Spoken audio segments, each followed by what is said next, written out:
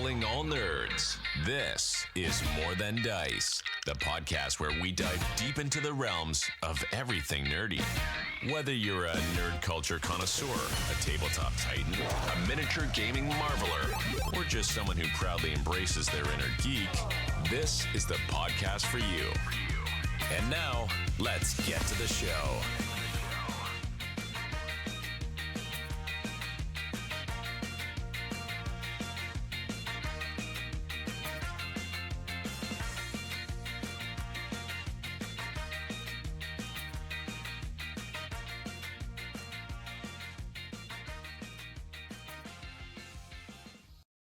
Welcome to another episode of More Than Dice. I am Gonzo.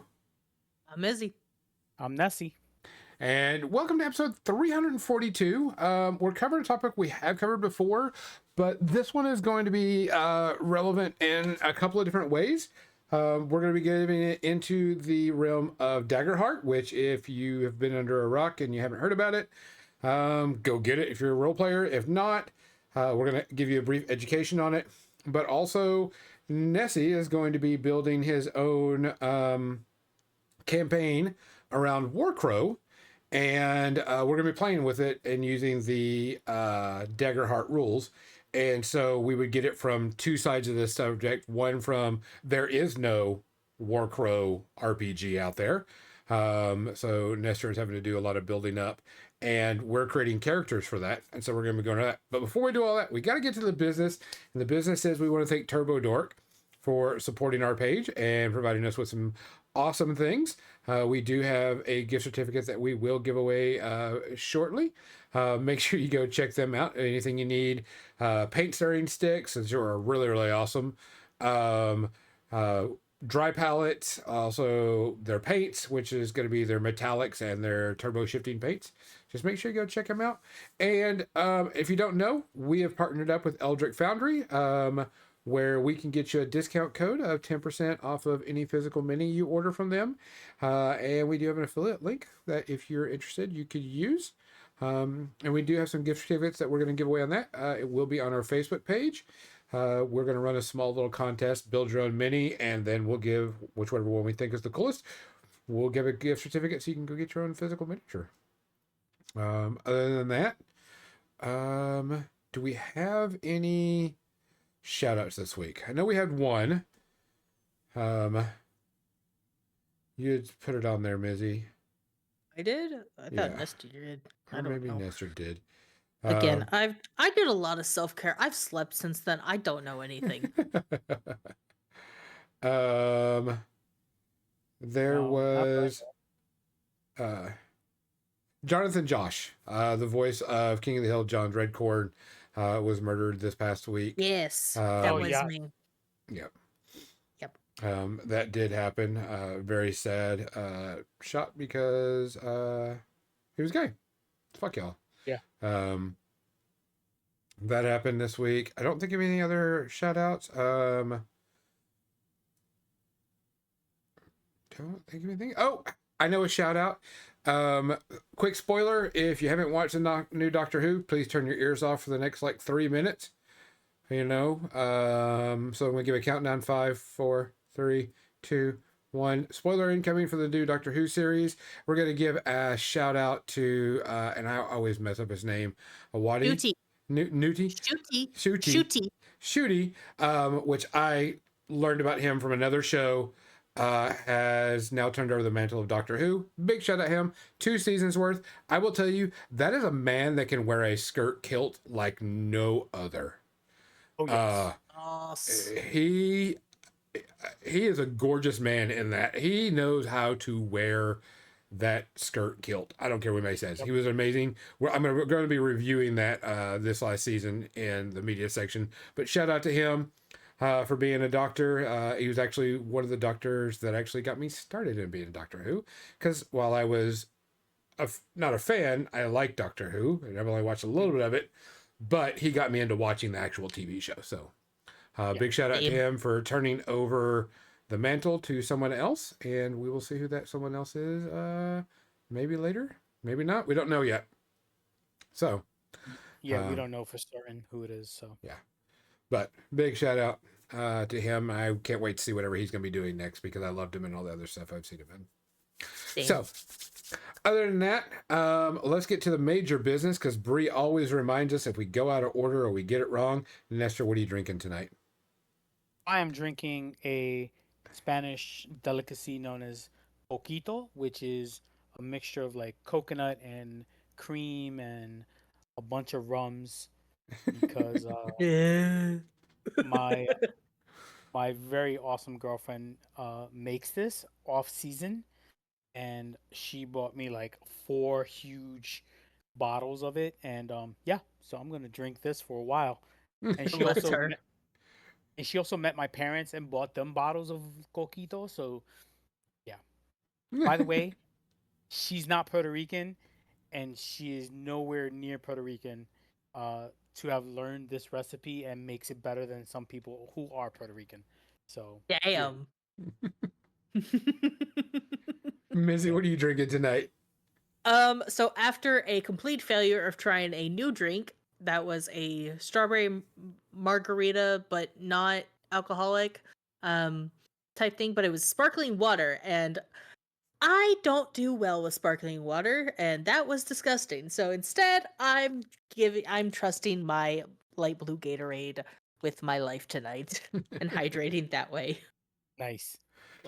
I'm going to be drinking water also, but for most of the podcast, I'm going to be drinking a coffee. Look at that crema. Look at that. Look at that. Awesome.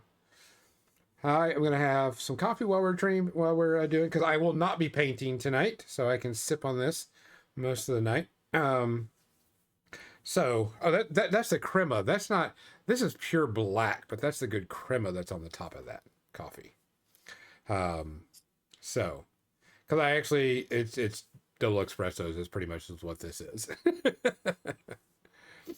So really quick before we go completely off topic, Gonzo, how do you take your coffee normally? Black. Mizzy, do you drink coffee? Looks like Mizzy crashed. Oh no. I think it was the sparkling water that had a crash. Yeah, looks like Mizzy crashed. She'll be back in probably just a second. Yep. So I take mine cream, milk and coffee, mostly like 50-50. Um, Michelle bought a frother for Mm-hmm. herself, and last weekend she frothed my coffee, which threw me off and completely like I had to hard reset my brain because I've never had froth in my coffee before. So I'm like, what? No, no, don't do that. I think she's back. She's reconnecting. She just messaged me. So we're going to have the screen kind of messed up for a minute. It split you. That's so weird. Yeah, that looks funky. I'm with Brie. Right? It's like go a little bit to the left, a little bit to the right. Mizzy crashed for a Oh, minute, so she said she'll be back in just a second. She's reconnecting. So I'll leave it like this so, until it's all fixed. mm, yeah. So But no, I drink my coffee. Now, sometimes I may put a little bit of chocolate syrup in it, and I do have a milk frother also. And sometimes I will froth some milk on it, but mostly it's just like in the morning for whenever I'm going to work or my daily coffee. Usually it's just straight black. I have a coffee grinding. I have an espresso machine that grinds the beans, pack the beans, does it all automatically, so I don't have to worry about it. So I just I've come to bring coffee when I come back from Puerto Rico, and I've gone almost every 6 months lately. I mhm. tend to bring back like 6 months worth of coffee because it's so well. One, it's cheaper there, and um, just it's from there. So like the brands I buy are from there. So they just remind me of when I'm drinking coffee in Puerto Rico. So I'm just like, ah, and dreaming of I'm at the beach instead of freezing during the winter. She says her internet is down, so she'll be adjust a little bit. Oh man, that sucks. Let me see if I can get her.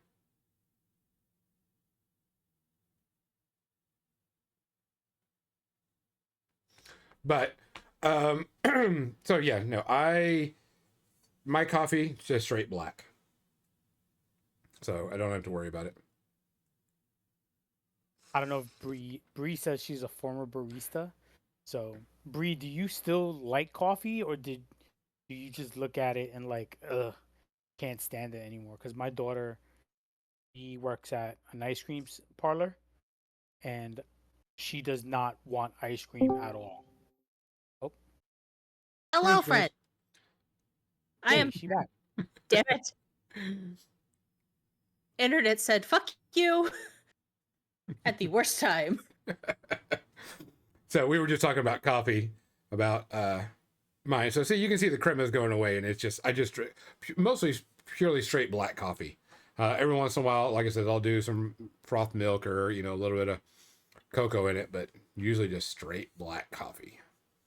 So Weirdo. Mizzy, how do you take your coffee? So it depends.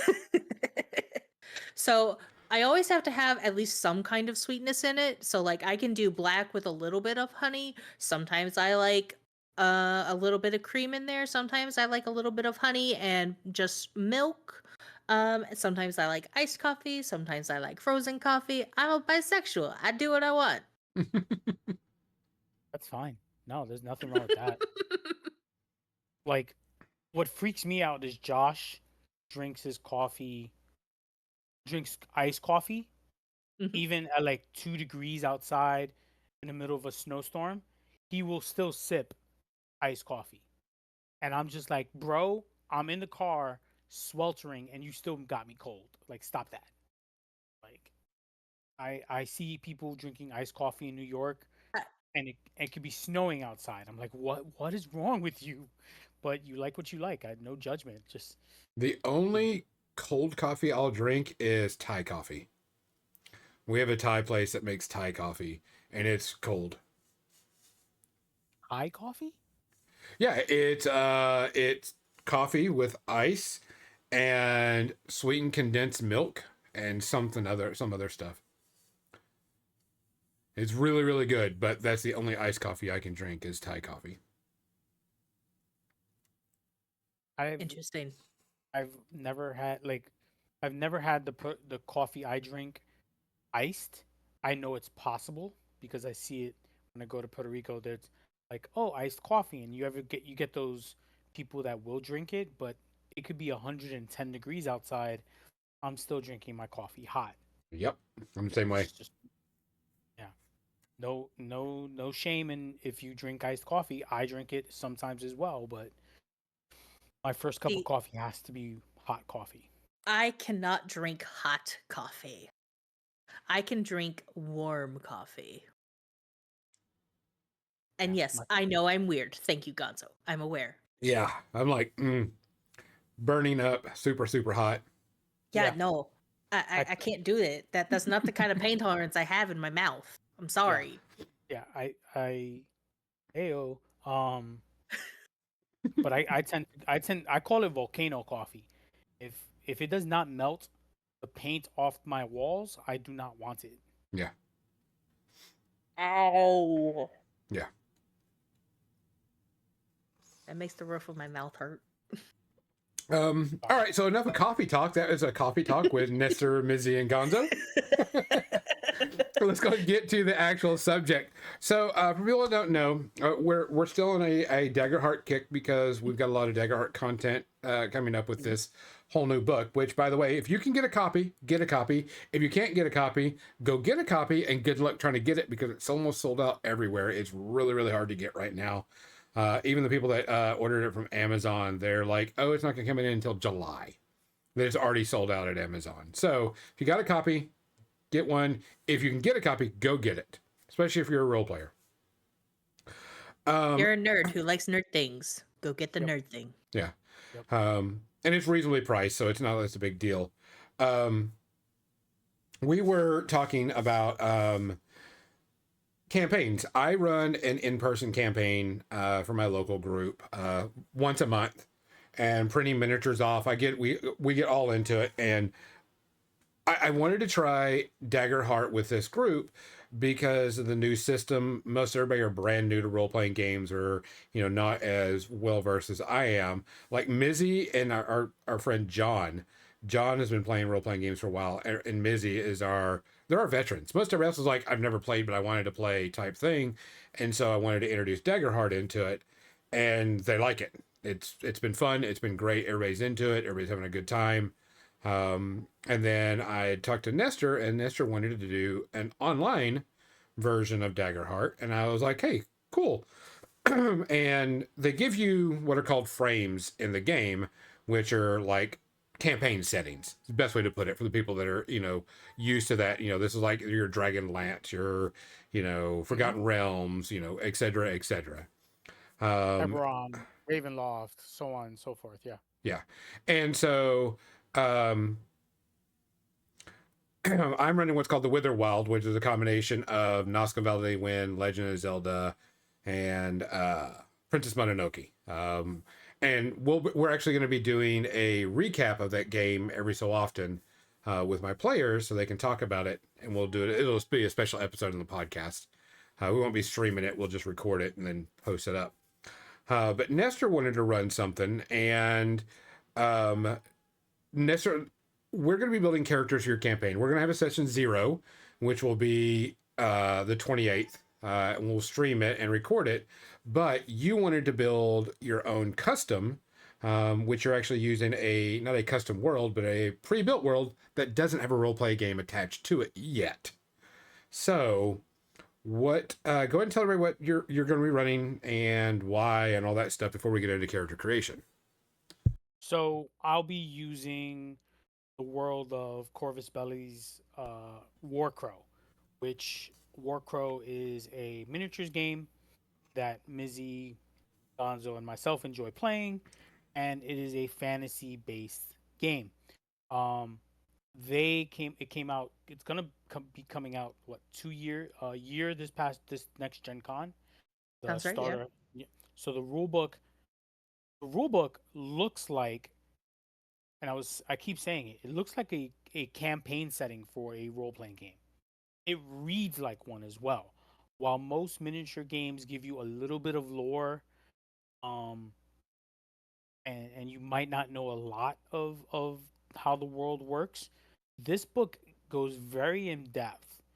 For a miniatures game. The only other game I can think of is Warhammer 40K, that their book is so in depth with lore.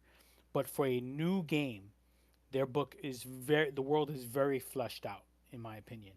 Um, and I really enjoyed it in the past year. The game plays really well. Like I said, the rules are really good. And the world, just I was like, this is a perfect setting for a role playing game. And then I was thinking, oh, I'll do Nimble 5e, which still uses sort of the 5th edition rule set, but it's faster in combat. I was going to use Tales of the Valiant by Kobold Press, but that's still a 5e world. And I was like, it's not fluid, in my opinion. And then Gonzo hit me with the book of Daggerheart. I was just minding my business in the interview with Brian. That's it. That's all I was doing. I was talking. You were doing Bible study. I was doing Bible studies. Yep, Bible study. And Gonzo's like, look at this new role playing book, Nestor. Smack, smack, smack, smack, smack. And it really caught my eye. The speed of the game, the way the game is in general. And that was just the beta from what I read. And then here we are, almost a month later. and we have not stopped talking about Daggerheart on this show on top of everything else, but it really was like, oh, and you could build your own world. Light bulb. Let's do Warcrow using that world setting with Daggerheart as the rule set, which is still very fluid, and I can nitpick some of the stuff from the other campaign settings that I like. And here we are, building characters, and this is what today's about. The one of the things that's very interesting and unique about the Daggerheart frames is each world setting has a thing, and we'll show that when we build a character in Daggerheart. Um, and for like the Witherwild, in this one, not only is there the world different from all the other worlds, but there's a mechanical reason the world the way it is. And if one of the characters gets severely damaged by a Witherwild creature, they gain a Wither token. And if they get so many Wither tokens, they can either, make them get scarred and messed up looking. And if they die with Wither tokens on them, their character is completely lost to the Wither. Um, and so I was bringing up this Nestor because, of course, as a GM playing in a game, my brain's always going 90 to nothing about what cool, mechanical effects that he could do in the game. And if you don't know about Warcrow, there is a fog that, nasty things happen in the fog. And then there's the tinge, where if you're a spellcaster, which most classes in Daggerheart have some type of spellcasting ability, um, you can use tinge to overpower abilities or do other stuff with it. And Nestor's got to figure out a rule set with the tinge because honestly, you don't put tinge in the game. It's just a fantasy world, and you give us some Yeah. rules to use tinge. We're gonna use it, and we're gonna use it big time. Especially when we know that if we have to use it to help out, type Right. thing. So, what are your ideas on the tinge? Hey, Shadow Sword. So welcome back, Shadow. Um, so a lot of the spells have either a range or a damage or some other effect. Um, so one of the ones I was thinking was explain have the because one of the it's narrative, right? The Mhm. players are part of the world. So if Mizzy's character wants to increase the range of her spell, this is the same example I've used in the past, and her spell is just say 5 squares. It's only 25 feet in general, right? I think that's very close range. Hmm. Um, and she tells me, well, I need to make it 10 squares because I want to hit the guy that's beating up on Ariel's druid. Okay. So I want to reach and she's going to explain to me, I want to use the tinge to increase the spell range. Okay. Cool. You reach into the tinge, you feel the darkness within, and you shoot the spell, roll your attack. Um, but I explained to her before this happens, if you fail with fear, not only do I gain a fear token or my ticker goes up by 1, you will suffer not only the damage of the spell, but you will fly back the extra 20 feet that you added to your spell because you failed, right? There is a consequence to reaching into the darkness um, of the tinge, and now you're marked, right? Then you get like what's called a taint. So your character has like a black mark on their skin. Um, but not only that, you failed, you fly back and you take damage. But had she passed, she would have been able to not only do the spell damage that she wanted, she would have also, she not only would she have reached the range that she wanted, she could have also done the damage, or she could have been like, "Oh, I want to increase the damage on my spell by one extra die," because that's what proficiency in Daggerheart is that if you are one level proficient in say melee, now instead of your sword doing 1d6, it now does 2d6. So yeah, you can do that too, but now you suffer. If you failed, now you suffer the full 2d6 of the damage. If you failed with fear, so there is severe consequences, um, and you're empowering me with fear tokens, so that's gonna be great. Uh, but it's up to the player to say how they want to use the tinge, and if it's never no, that's not gonna work. It's convince me, tell me a story on how the tinge you're using will benefit your spellcasting ability. And it's either, yeah, I think that can work, or talk it over with your. I'm always the type of like, discuss it with me for like the next couple of like next minute or two without slowing the game down too much. If it makes sense, I'll reward you with it, and or fail you, or get a failure. So something happens. So that was my main idea, and I'm sure we can flesh it out as session 0 happens on the 28th. Yeah, I mean, because pretty much what it is if you can cast a spell and you want to reach into the dark side to use the ability, there's a possibility of a bad thing happening. Which is going to be something that's going to happen in the game, because it's going to happen. There is no ifs, ands, or buts about it. But what if the darkness is my friend? No. As a rogue, darkness is my friend. Well, this darkness is demon darkness. How about that? I don't believe you. Okay. Darkness is my friend. I have something in mind in case you build up too much taint. Right? And one of the things Gonzo and I talked about as well about the taint is that you can clear it during your short or long rest, right? Like you could use that as one of your actions to clear out one of the taint. But I'm trying to think about what's the level of taint before you start showing and start needing to take tests to not succumb to the darkness or the taint. I see it, yeah. Yeah, which I thought was a really good idea. You can get it, and you get it. Nestor's got to figure out, that numerical number of what you get to where it starts possibly killing you. And then it's another thing of when you take a short rest, you can clear like 1d4 plus 1, or when you take a long rest, you can do, like you would remove stress and hit points in the game like normal. So it'd be another mechanic that you would have to work with. So we just got to figure out. He's got to figure out that out and whatever. But so when he told me about this, we started thinking about characters automatically. And there's going to be four of us people playing. And so you really want a good, well-rounded party with Daggerheart, because a lot of the stuff that they do helps out everybody. There is no healing class. There is no priest cleric in the game. So everybody's got like different things and spells and so on and so forth. And depends on what domain you have access to. Which we're going to show in a little bit about building a character. But I always thought, so Warcrow is a world that has multiple races, always in the fighting. There's all this other stuff. People are trying to get news about the fog, about the demons coming out of it. And I was like, I want to play a bard. I want to play a bard because I haven't played a bard in freaking forever.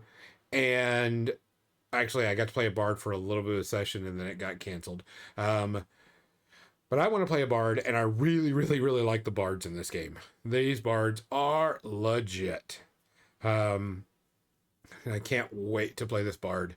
And so in this game, you can also, you choose your lineage, aka race, and, you go from there. We'll show this in a little bit.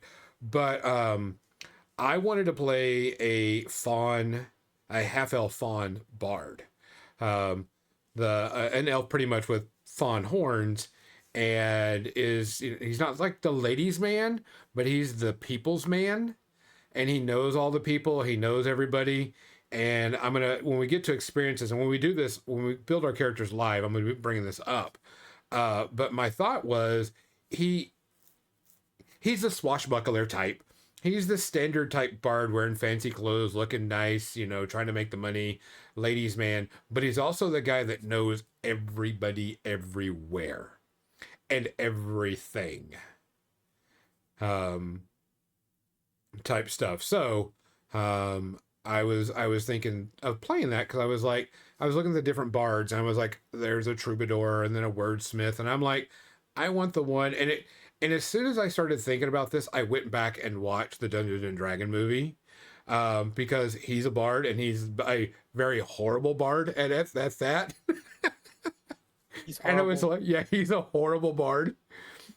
And so I was like, I want to play a bard that is someone that knows everybody in every city, and is the stalwart friend, the go-lucky type that also like if Spider-Man was a bard, that type of thing, that snarky little whippet type, snarky attitude when he fights some people, that type of bard. Also Spider-Man is known in every corner of the Marvel universe. Uh-huh. And known for his snips and quips.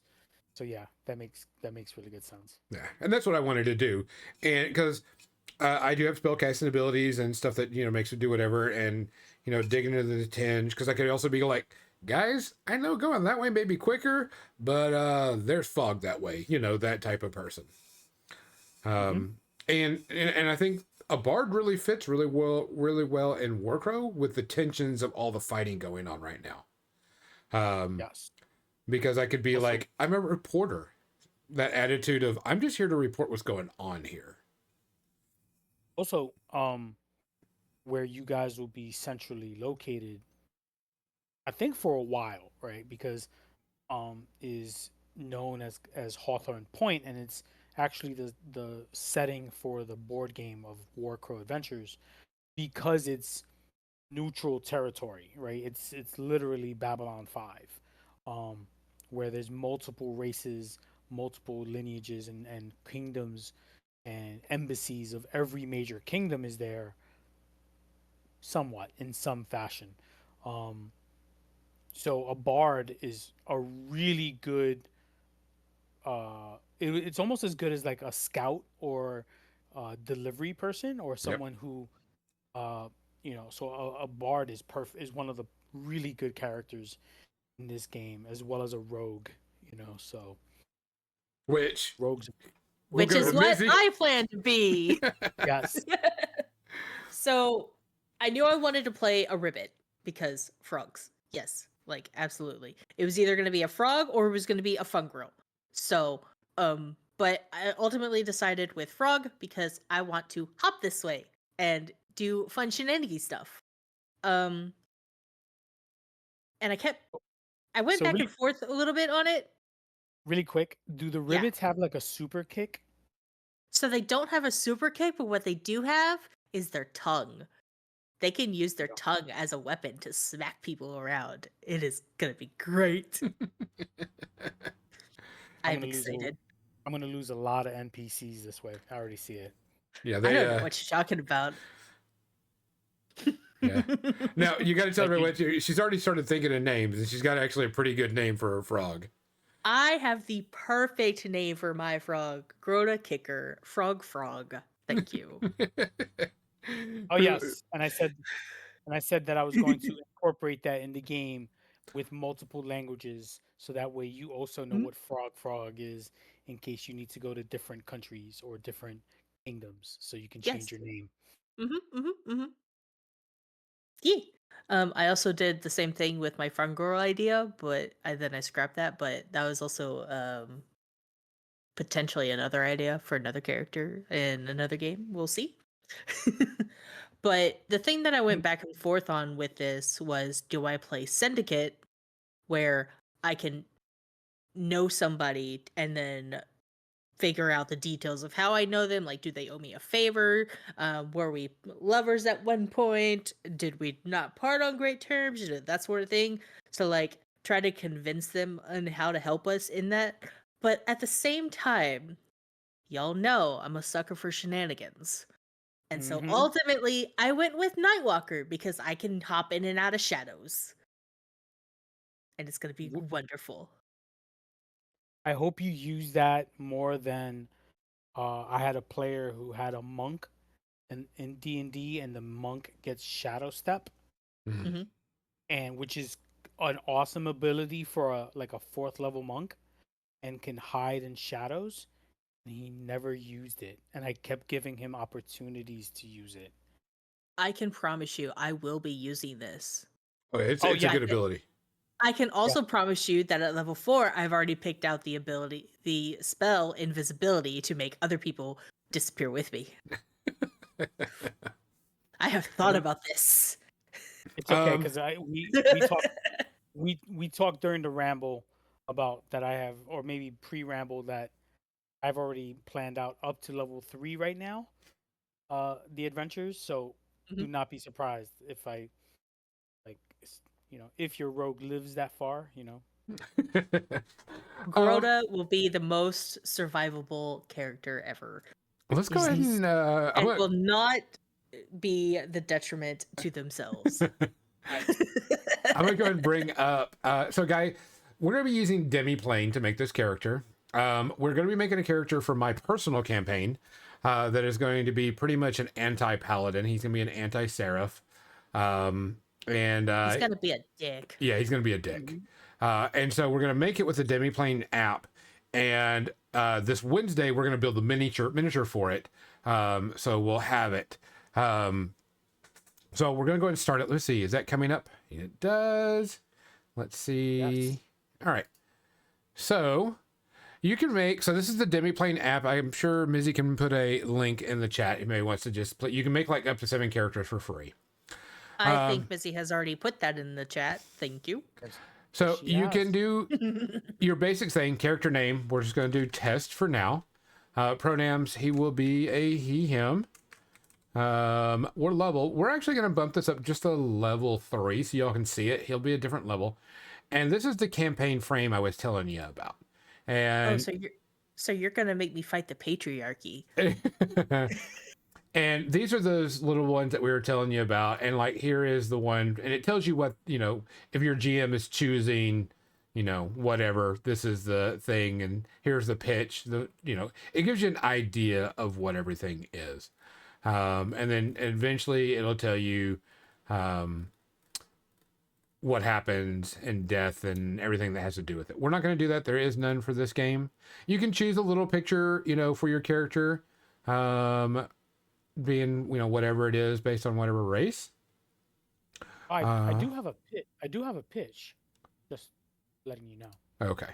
So we're going to just use this. I know this is a giant. So we're going to do hit begin. And now we got to choose our class. This is a seraph. And it gives you a quick, use the domains you're using, your starting hit points, starting evasion, all this other stuff. We'll go over this and the class features. Every class have a hope feature, which this one is spend 3 hope to clear a hit point on an ally within close range. This is actually going to be flipped for my game. And this is going to be spend 3 hope. Hit point 3 hope to do a hit point to an enemy within close range. They don't get a save, they don't get a armor, nothing. It just happens. So instead of hope, it'll be a fear, or whatever it comes through to it. Yeah. Nice. And I'm just going to flip pretty much all the healing to damage. And then there's the subclasses. I'm so sorry, Mizzy. that you can choose. And so we're going to select the class. He is going to be a seraph, and you choose a subclass. You have the Divine Wielder, which this is your start. Your spellcasting trait is strength. You have a spirit weapon that you can, what it is, it's Thor's hammer. And you throw the weapon and it can hit more people or whatever, and it comes back to you. And on a long rest, you can clear more hit points from people. That's not going to be worried about this because this is going to be NPC. The other one is a winged sentinel, and pretty much you get flight. And you can do extra damage on people if you want to. I'm going to choose the Divine Wielder on this one. This one's pretty simple. This is building pretty easy. Traits are a +2, +1, +1, +0, -1. You have to use at least 2 that are 0, or you can just do the suggested traits and be done with it. Very simple and easy. I know the seraph uses strength, so just use it too. You don't care about knowledge. And now we're going to choose starting weapons. I was telling Nestor that it does tell you which ones that you can, that they suggest. But I want to use a very big 2-handed weapon. So some of the things I can do, I don't know, like there's a warhammer. There is, I know there was, I think you can sort by 2-hand or 1-hand. Yeah, you can do a bunch of different changes to it. But show this. Arcane gauntlets, I don't care about. Glowing rings, don't care about. Great sword uses strength, and it's melee and it's 2-handed, but I get a massive -1 to my evasion, but I get to roll an additional damage die and discard the lowest. I know there was Battle Axe at one point. Yeah, there's Battle Axe, and it does the same thing, but it's less damage, but there's no negative to using it. Where this two-handed sword, there is a negative to using it. So just that's D10 plus 3 and the D10 plus 3. We're gonna go Battle Axe because I don't want any negatives for this right now. You totally want negatives for that. And then I can choose a secondary weapon, and I'm gonna choose just for crossbow, just for shiggles, so I can get my 2 selections. My starting armor. It's just chainmail. I can go full plate armor. It gives me, thresholds. This is what people have to roll to hit. I do lose some evasion.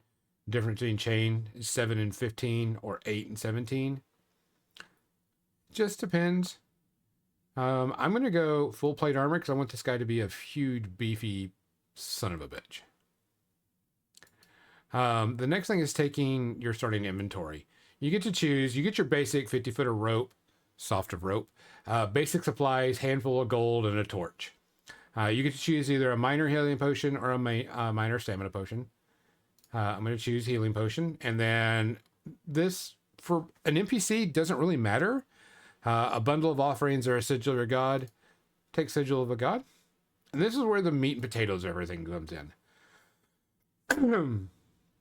So, these are your abilities that you get to start off with.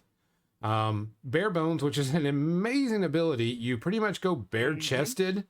And instead of having my armor being, since I'm going to go back to my armor, being a 817 and -2 to my evasion and -1 to my agility, I can take bare bones, which gives me a 9 to 19 and increases as my tiers go up. I want this guy to be a heavy armored person anyway, so it doesn't mean I can't take this later, but I'm not going to take it now.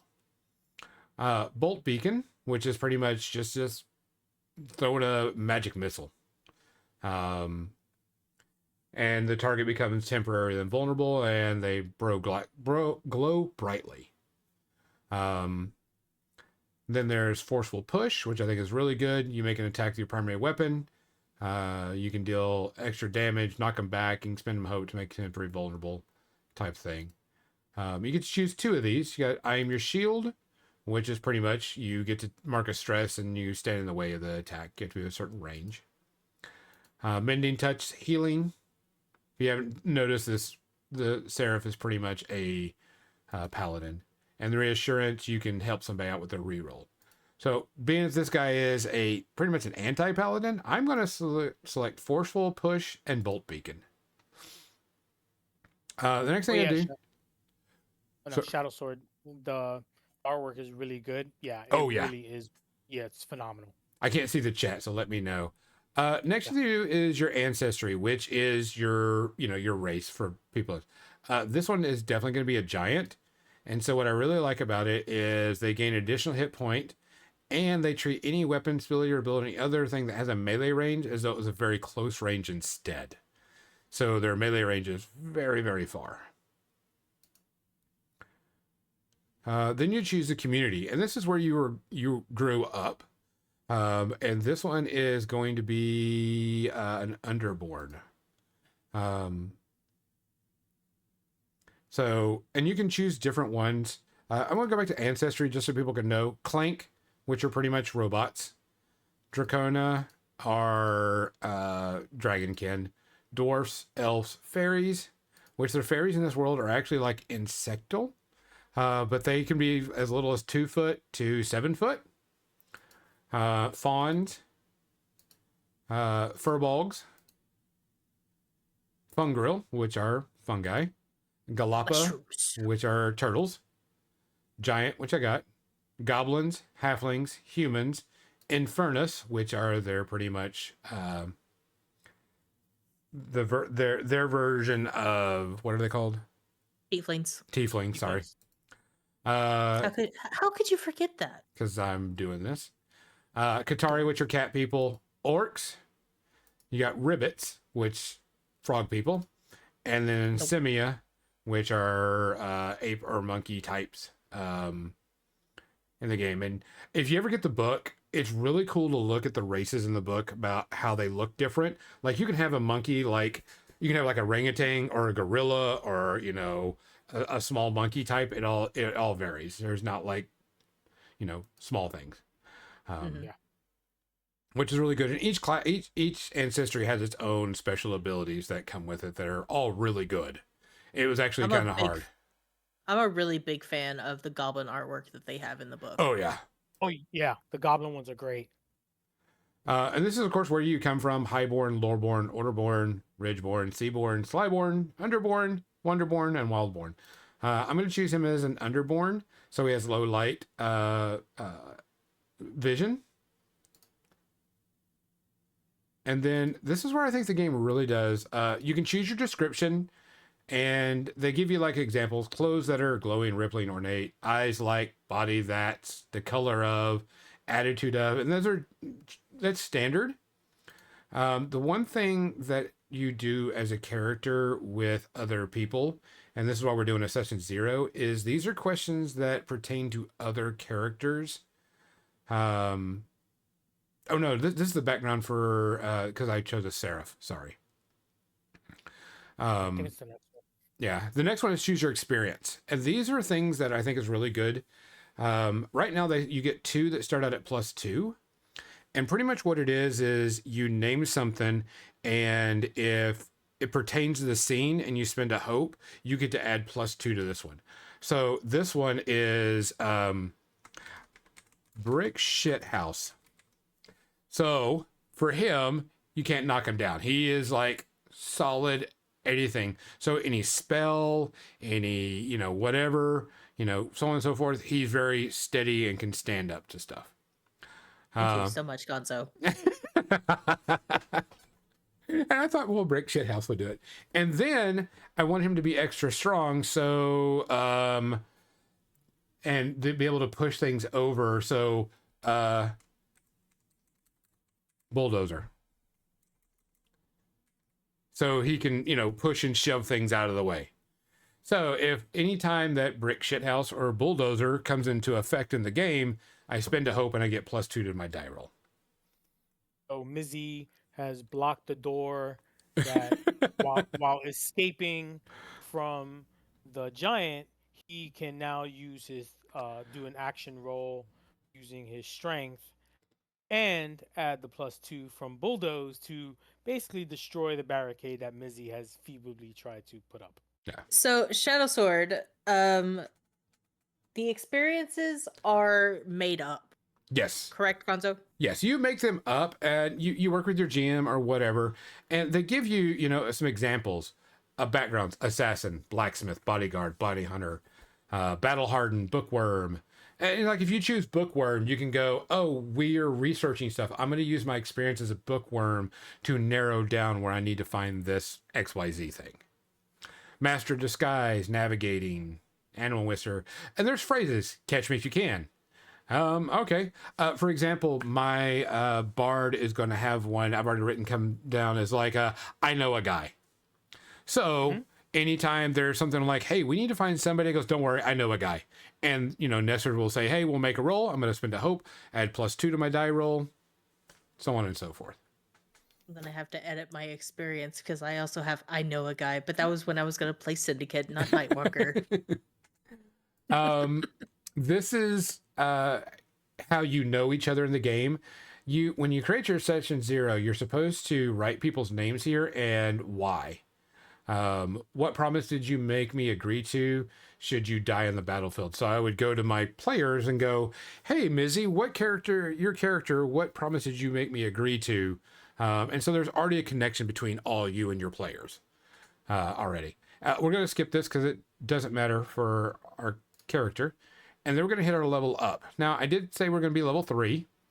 So we get to create another experience. We're going to just leave this as test for now. We get to do the thing of increase proficiency, which is really good because in the game, when you roll damage, say I roll 1d10 to attack with my sword. When I go to proficiency 2, I roll 2d10. So that's an automatic. Level up options. I get to choose 2 of these. I can increase a trait. I can gain a hit point slot. I can gain a stress slot. I can increase an experience +1. I can choose a new domain card, or I can increase my evasion. So there's limited times you can do them within a certain amount of period. So first thing I'm gonna do, I'm immediately gonna give an extra hit point, and then I want to see what my new domain cards are. So I'm gonna select that, come down here and see what new domain cards I can get. So it's got all of my level 2s. There's Body Basher. I can use it to gain a bonus equal to my strength. I'm slamming my body. Bold Presence. I can use my presence to add to a strength to the roll. Final Word.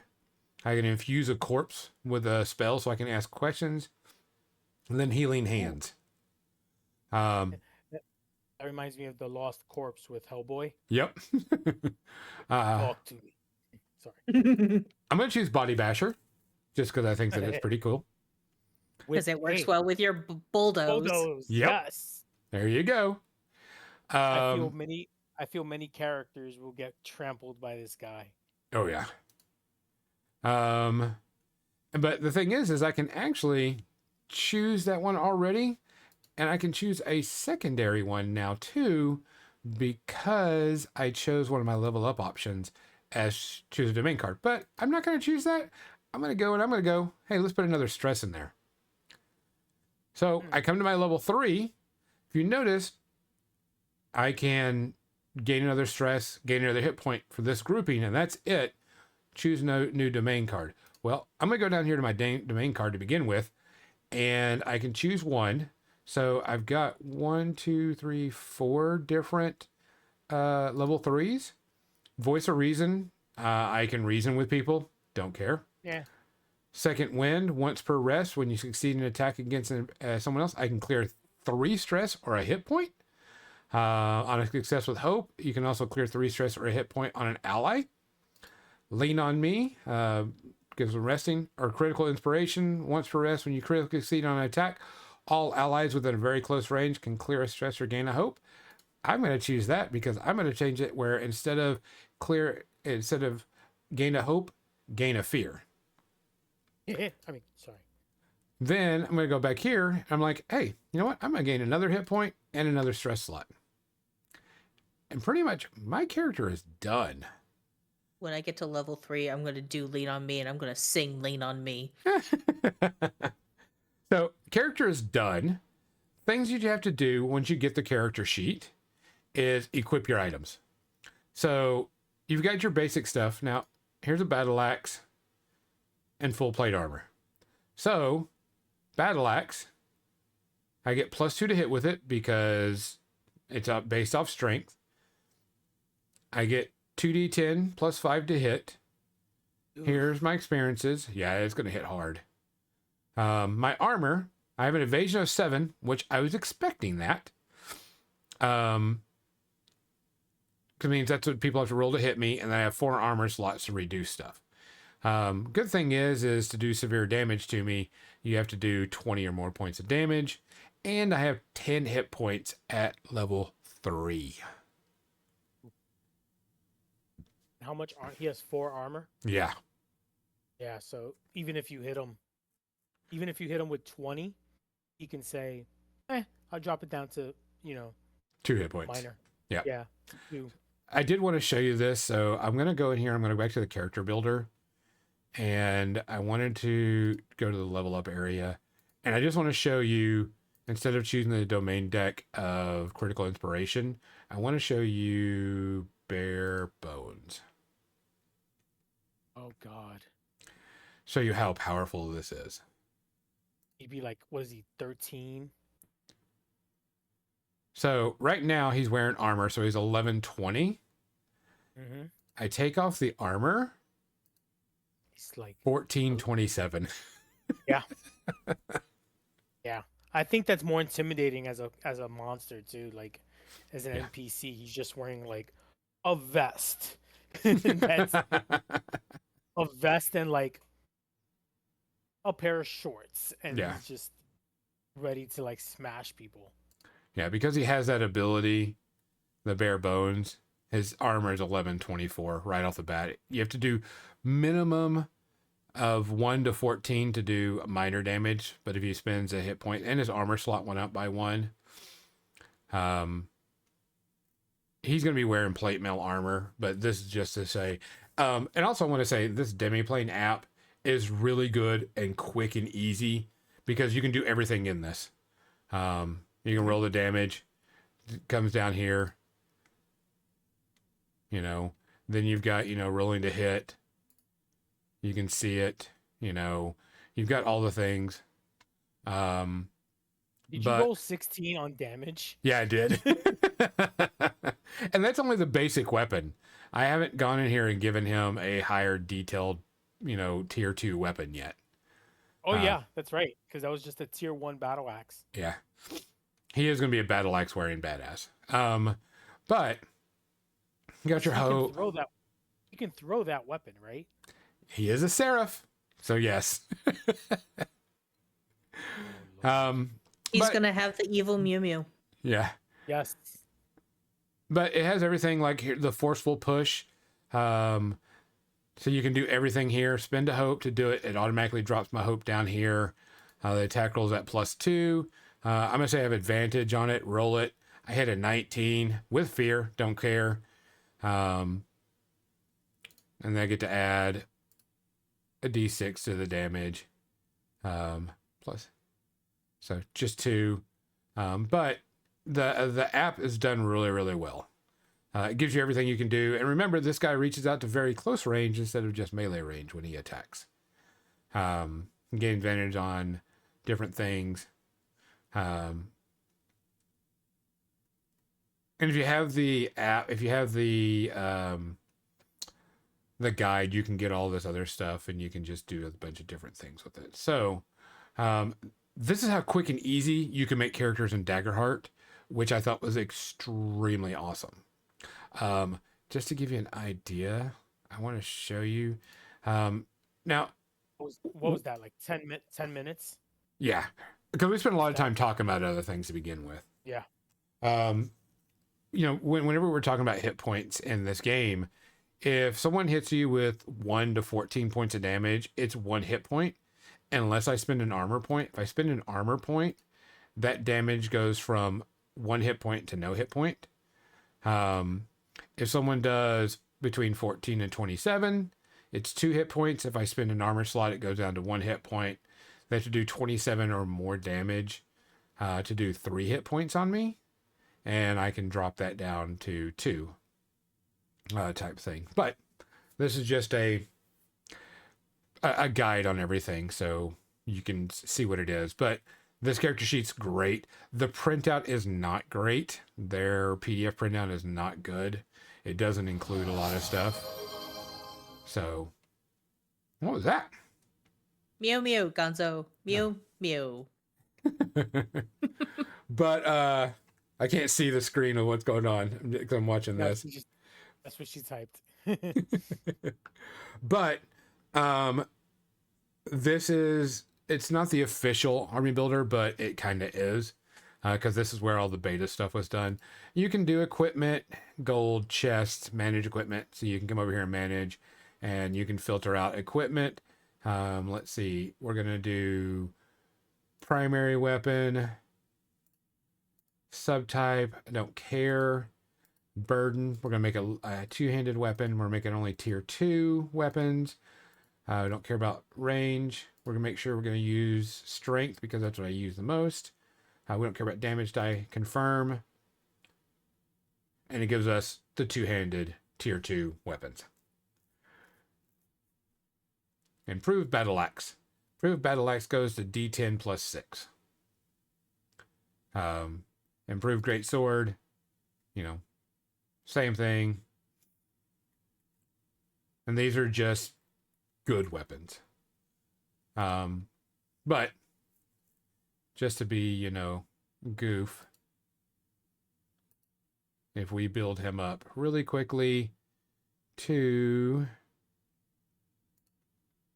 change his level to level 10, and just automatically let it happen. Don't choose anything else in this. Let the character sheet update. He's now at 2548. Jesus Christ.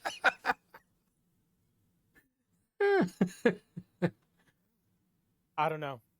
Do you think they'll keep bare bones as is? Yeah, they'll keep it.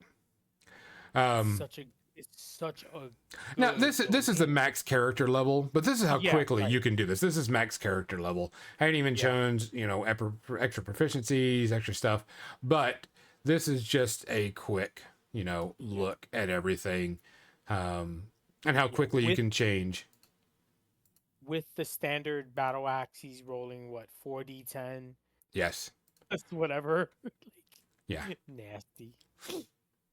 But this is how quickly and easily you make characters in the game. The domains that you get so much better. It gets much better stuff. Really fun things. So other than that, we built a character. This is going to be an NPC this Wednesday. I'm going to go and bring that down. This is going to be, we're going to create the miniature for this. This will be an evil character for the campaign, so we're going to be building that. Like I said, if you haven't picked it up, go get it. And a lot of the stuff, like I says, the character creation stuff, what Shadow Sword had mentioned, the experience laid out. You choose whatever. It's really choose whatever. If there's a lot of different ones, like Critical Role did Scaredy Cat or something like that, and anytime he runs away, he can use it. So there's different ways. It's just meant to flesh your character out for a little bit more fun type stuff. So let's go and go to the media section. Not much change. Just go. I'm really looking Just a forward. happy little moat. Happy little emote. I'm really, really looking forward to our campaign with Nestor. One, I get to play. And two, I'm really looking forward to this bard because of the little backstories that I've written on him and different stuff. Really looking forward to it and seeing what's going on with it. So if you have questions about Daggerheart, there are plenty of Discords or other things that you can look at. Or you can just, kind of hang out and ask us because we're more than welcome to talk about it. Media section. I know Mizzy, they sat and watched like 7 movies on Saturday. So that was the plan. However, that did not happen at all. What happened was What had happened was we finished Doctor Who, and then Erica went to watch Nosferatu, and I fell asleep for 3 hours. Yeah, I didn't get to watch that one yet. That's such a good movie. Yeah, it's on my list too. It probably is, but I was exhausted. I told y'all. I understand. I did not have a good week this week. I needed the self-care.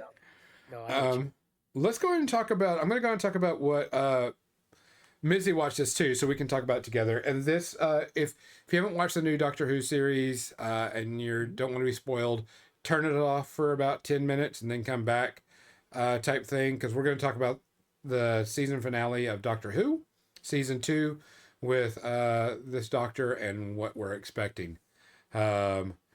FYI, I have not been a huge Doctor Who fan. I know Doctor Who, I know about it. I never got into it. Every time I tried to get into it, I either couldn't watch it or it was nowhere for me to watch, or I didn't have the channel to watch it on. And I am in a very similar boat. I watched maybe 2 or 3 episodes of Ecclestein's Doctor, which I think is the 9th.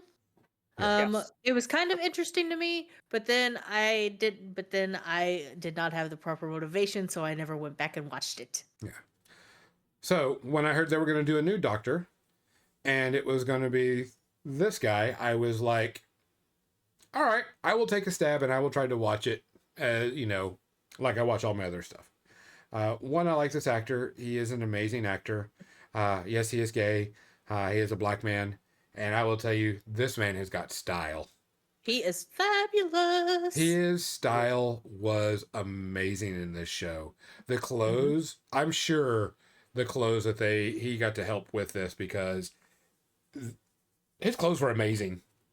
that Top man notch. that man can wear a dress skirt kilt with pants and look amazing, um, Mm-hmm. Mm-hmm. type He thing. And I wore was, he wore a tutu, I think, in one of the episodes, and he looked awesome in it. I So mean, he was so. This was a he was only a doctor for 2 seasons. Um, his electronic screwdriver was different than everybody else's. Um, he had a different style, different way he talked, different way he looked.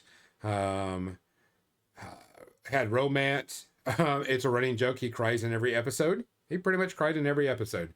Some force. He was a very emotional doctor in this one. Yes. And some people had a problem with that. And I didn't because I thought it was really good.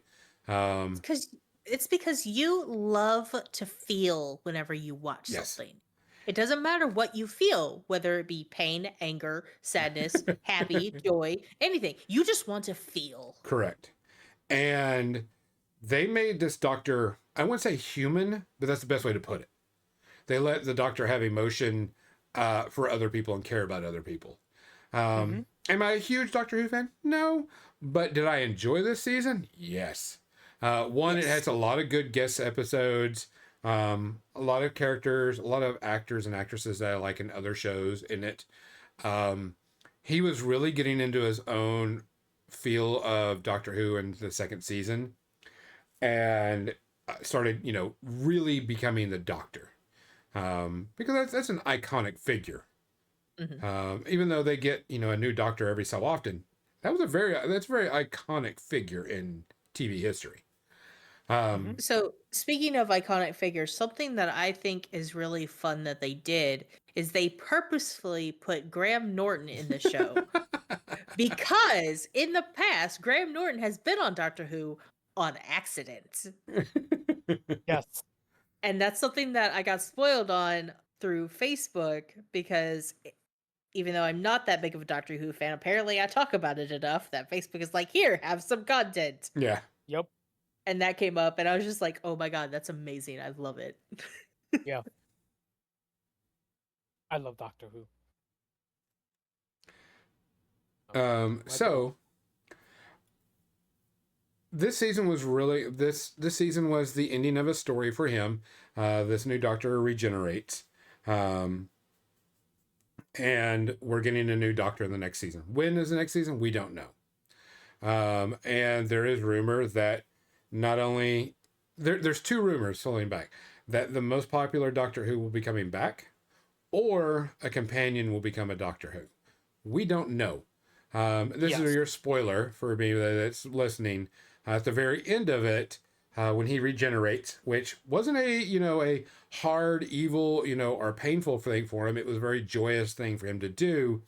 That's Uh, because he was accompanied in this regeneration, technically speaking. at the very end of it, people don't know, Billy Piper is returning to Doctor Who as what, Ruby Tuesday, I think is her name. Uh, Rose Tyler. Rose, yeah. Billy, I don't know why I said Ruby Tuesday. Rose. Um, and so we think that it is paving the way for David Tennant to come back. Because I had to go look at some of the background of Doctor Who and all this because I didn't get to watch the David Tennant era. Was Rose was very popular and she became the heart of the TARDIS at the end of her run. hmm And when she left the Doctor Who series, she was the heart of the TARDIS. And this is where people get into the thing that she is coming back to the show to bring David Tennant's character back in David Tennant Doctor Who back to the show.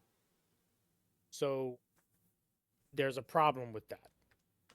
Correct. These David. are all rumors, by the way, all rumors. Right. Right. So there's two versions of David Tennant now out and about. One who is half human, half Time Lord in another dimension. We'll never see him again. And then there's another one that regenerated before Shooty became the Doctor, and they it's some So Yeah. I'm looking forward to like if this does happen, or Matt Smith or Christopher Eccleston.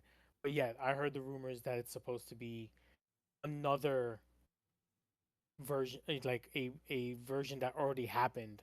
Um, I'm kind of hopeful for Peter Capaldi because he was one of my favorites because he was the angry Scotsman doctor, and I feel that so much because anytime he was angry, I was like, "Yeah, FTK, fuck them kids. Why they in the way?" There's also rumor that when Shooty regenerated, actually regenerated as Piper. Even though we've never had a companion become a Time Lord, there Mhm. is a possibility that Billy Piper's character Rose will become a Time Lord. Yes. If they do that, this will be the first time that's ever happened, because she was just a normal human. But that's the reason why people are saying there's either possibly two answers. One, Rose comes back as a Time Lord because she was in the heart of the TARDIS. Two, David Tennant comes back and they just have another round with David Tennant and Rose, or it's a whole new one and Rose is going to be a companion again. We don't know. Hmm. We're all waiting to see. It did give a completely mind screw to a lot of people. I Uh, got to see that firsthand. It was glorious. for a lot of people, it was a mind screw of what's going on, and I'm looking forward to it. I'm like, this will be interesting. This will be fun. Um, I love Shooty in as Doctor Who. I think he was great. He said he had to bow out because it was just too much for him, Hmm. because it is very taxing to do a TV series, especially a Doctor Who TV series. Um, Hmm.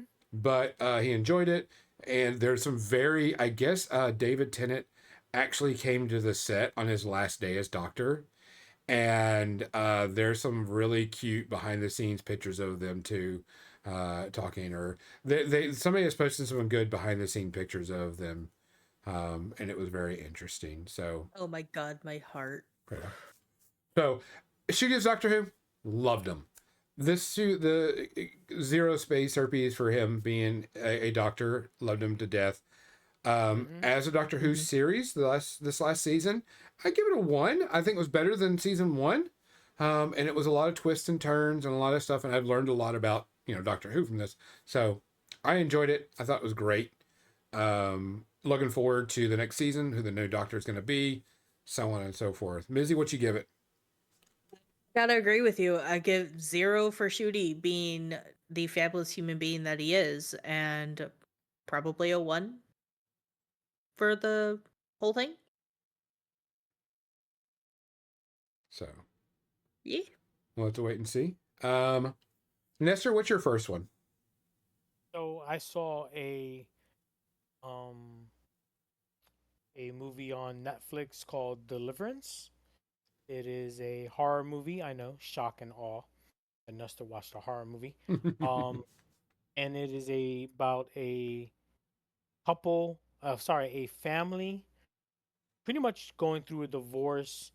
A mother and three of her children move back in with her mother, who is a mixed race.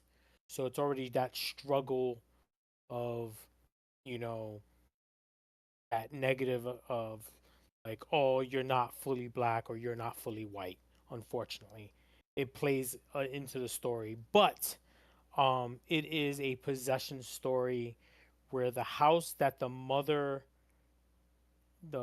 the mother of the main character bought is haunted by a demon, suffice to say, who, long story short, basically possesses all three of the children. Um, and it just causes so much drama with the family. Child Family Services comes in. It's not like they already don't have enough problems going through the divorce, and the mom is accused of drinking and all this other stuff. But now there's a demon possessing the children, and the children are basically beating up each other. Um, and the mom is just a very stressful situation. Uh, it's not perfect, but the story's really deep because even with the cheesy effects, you're kind of captivated by it.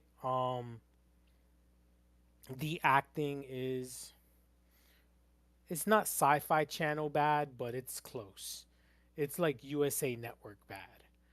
Um, but again, it's the story. You're just like, damn, grandma doesn't have her wig on and she's completely bald because she's a 70-year-old woman who's macking it to the other young looking guys in the street, but she's now possessed by a demon. So it's really scary at some points. But yeah, I think it was enjoyable. It let me I was reading my Daggerheart book and I just needed background noise. And I'm like, I don't need to read this book right now. I'm gonna put it down.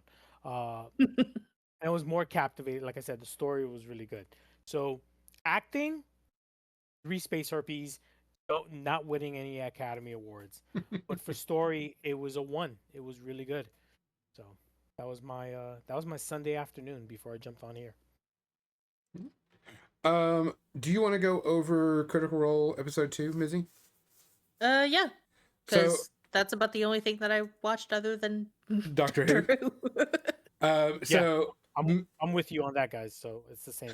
yeah, so Mizzy and I watched episode 2 of Critical Role's Age of Umbra, which is their Daggerheart. If you haven't watched, I think the character creation is live on YouTube right now, and if you have a subscription to their Twitch account, you can watch episode 1 and episode 2.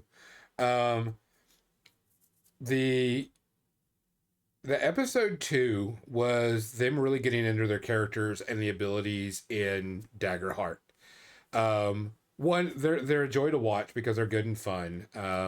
But there were 2 characters that died in this episode. And so people that don't know, in Daggerheart, when you get to 0 hit points, you have a choice for your character. You can just go unconscious and you're there until someone revives you or whatever. You pretty much go unconscious. You can die and say my character dies.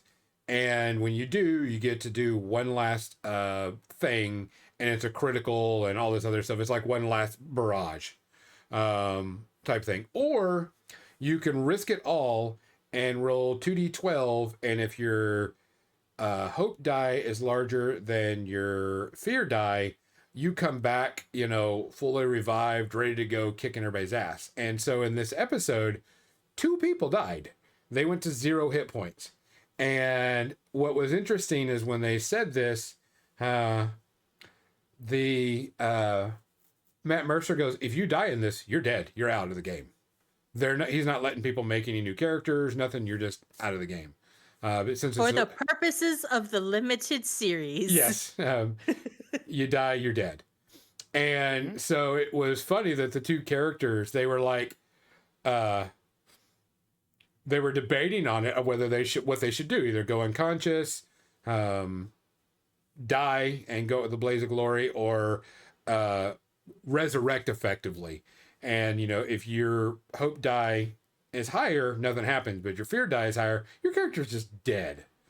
So I will say one thing that I really appreciate is that Ashley is me. Hi, I'm that indecisive.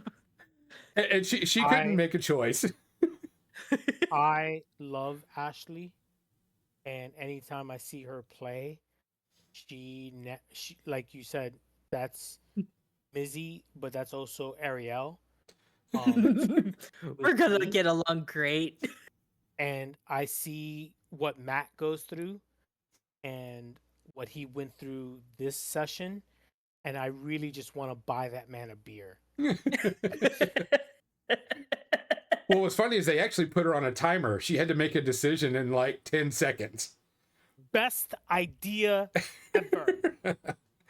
And so she chose to roll her dice and see if she dies. Oh, let's go. She risked it all. And she came back. Her hope die was higher than her fear die. She came back, so on and so forth. And It wasn't then me. I had my heart was pounding when she made that roll, and I wasn't even in the game. I was like, "Chick, if you die, I don't even know what to say." Like, but she made it. She bounced. the other guy, was it Sam? Sam Sam. did it, and Matt Mercer actually showed his dice. Look, guys, we're not faking it. He actually rolled it. So people didn't think it was, for the story or for the Twitch episode or whatever, just because it's Critical Role. And he rolled it too, and he came back alive too. And Yep. I'm like, I like that they're embracing that and they're going for it. Yep. Yeah. Because one, it adds for a really good show. Two, it adds for a great story. Three, if they fail, or when they finally fail, it's going to be gonna devastating. hurt. Yeah. Yeah. Because it's going to happen. Yep. It's going to happen. But have you noticed they're a little bit more carefree with their characters Yes, they are. Mhm. because it's a limited instead of what it would be like campaign 4. Yeah. Because they're like, oh, it's a limited edition, limited series, whatever. The other 2 players are waiting in the wings, I guess. Yes. It was actually pretty good. There was a couple of things that some people complained about, which I didn't care for. What they complained about wasn't a big deal. They're not starting to show really. off the rules a little bit more and do a lot of different things. I still think I love Matt Mercer for the cliffhanger endings he does, because that's how I run my games.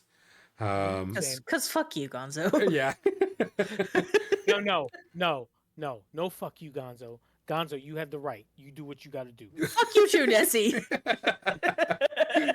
Leave it on cliffhangers type thing, and he left it on a good cliffhanger, and a very devastating cliffhanger at that too. Very evil, devastating. Like I said, I'm not a huge, like I said, I don't even know everybody's name on there, but it was entertaining to watch. It's at least entertaining to listen to, type thing. And they're showing off the rules a little bit more, which is what I really want to see more than anything.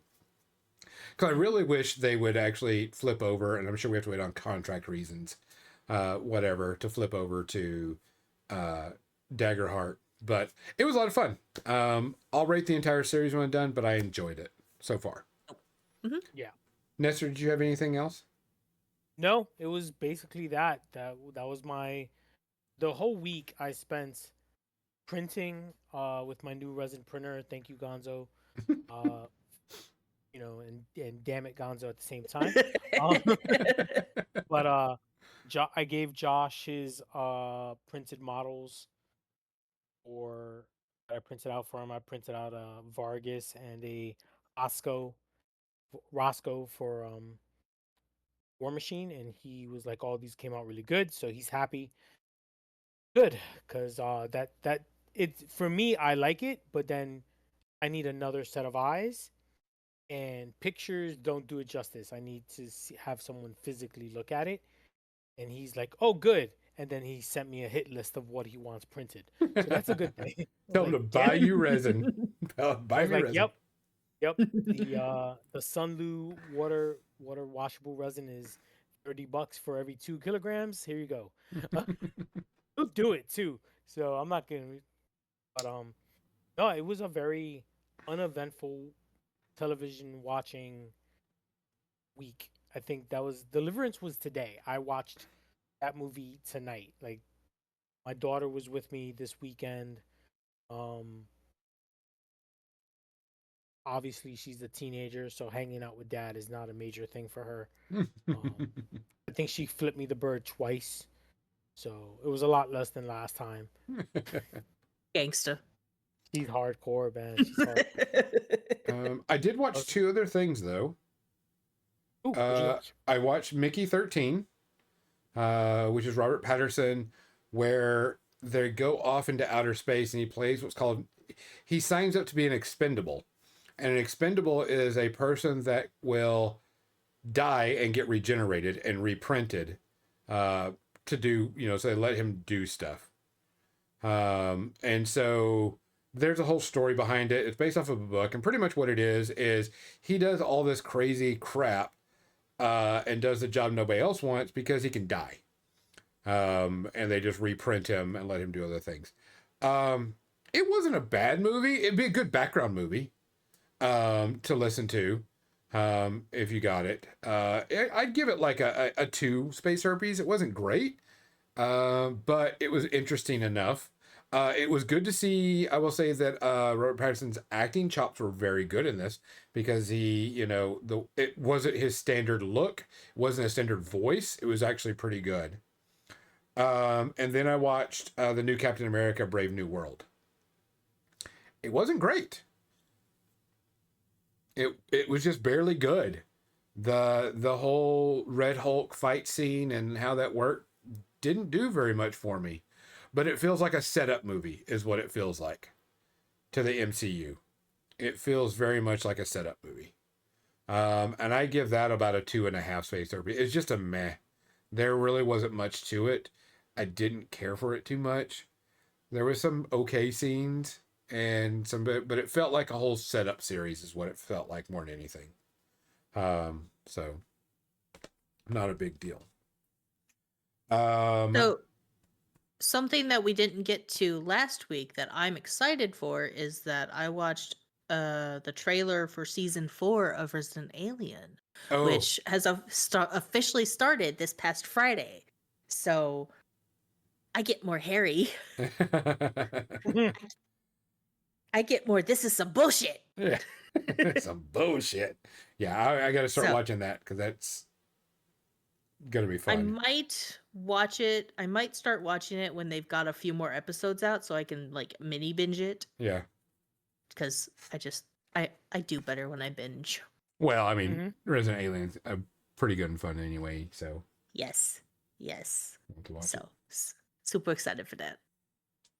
There are a couple of more things coming out. I can't remember. I know there's a couple of series and things coming out in a couple of weeks, so we'll have more stuff. But guys, that is our show. We are out for the night. We appreciate you listening. We will have another show next Sunday.